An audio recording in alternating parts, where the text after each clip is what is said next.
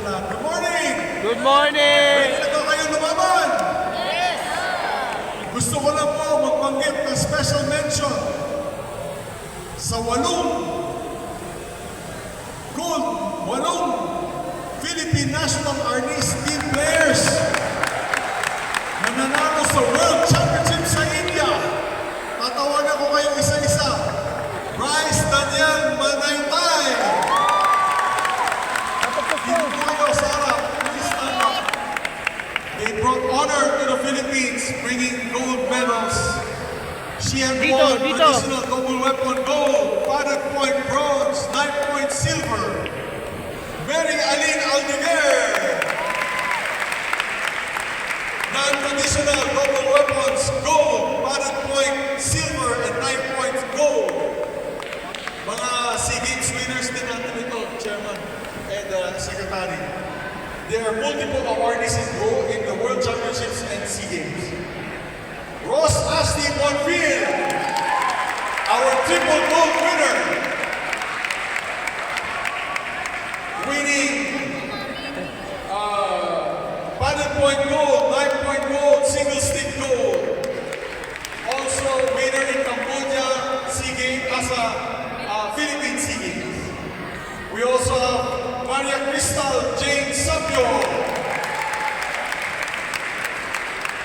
traditional single weapons gold, 5 point gold, Bangkal silver. We have also gold medalists in the Philippine SEA Games, gold medalists in the Cambodian SEA Games, small but terrible.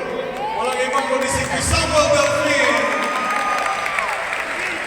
5 point gold, 9 point gold medalist, and non-traditional single weapon silver medalist. And another SEA Games winner and world champion, Dexter Bolamba.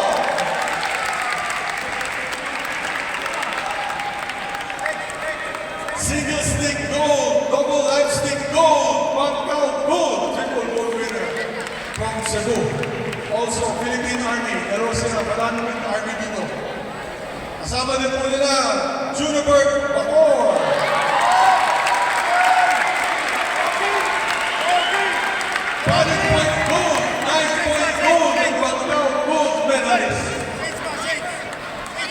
Congratulations, Philippine Army team na ito.